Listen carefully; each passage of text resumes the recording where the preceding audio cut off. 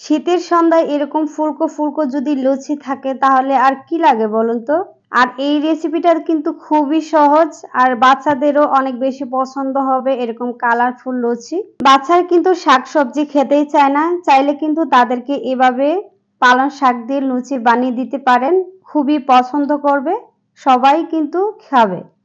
চলুন তাহলে দেখি এই সহজ রেসিপিটা কিভাবে বানানো হয় আর ফুলকো ফুলকো লুচি কিভাবে তৈরি করবেন।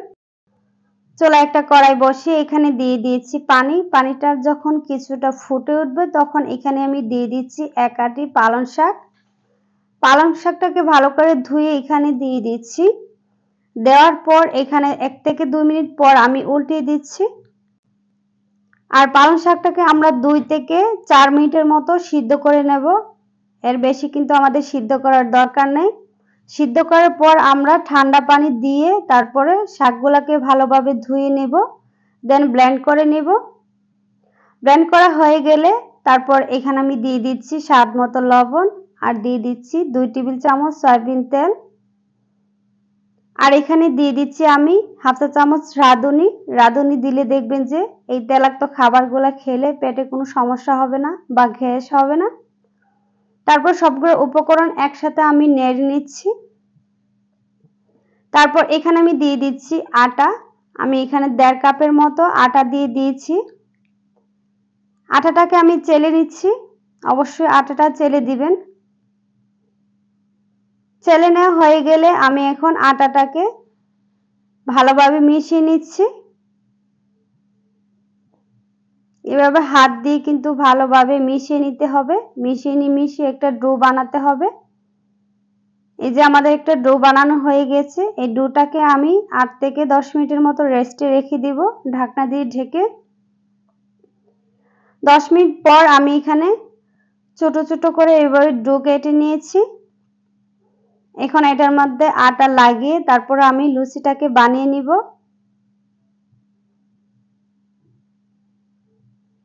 আর এটা বানানো কিন্তু খুবই সহজ আর বাচ্চারা কিন্তু খেতে খুবই পছন্দ করে।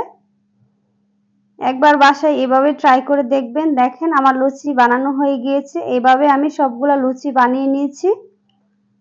তারপরে আমি চুলায় একটা কড়াই বসিয়ে এখানে দিয়ে দিচ্ছি তেল। আর তেলটা যখন কিছুটা গরম হয়ে আসবে তখন আমি এখানে দিয়ে দিব লুচি। একেবারে কিন্তু হাই হিটে গরম করতে যাবেন না, তাহলে কিন্তু লুচিগুলো ফুলবে না। দেখেন কতটা সুন্দরভাবে ফুলে উঠেছে। যদি সবকিছু ঠিক থাকে তাহলে দেখবেন এইভাবে প্রত্যেকটা লুচি কিন্তু ফুলে উঠবে। এক পাশ হয়ে গেলে আমি উল্টে দিচ্ছি, উল্টিয়ে অপর পাশ আমি ভালোভাবে ভেজে নিচ্ছি। ভাজা হয়ে গেছে, এখন আমি উঠিয়ে নিচ্ছি। আমি আরো একটা দিয়ে দেখাচ্ছি যে কতটা কি সুন্দরভাবে ফুলে ওঠে। দেখেন কতটা সুন্দরভাবে ফুলে উঠেছে।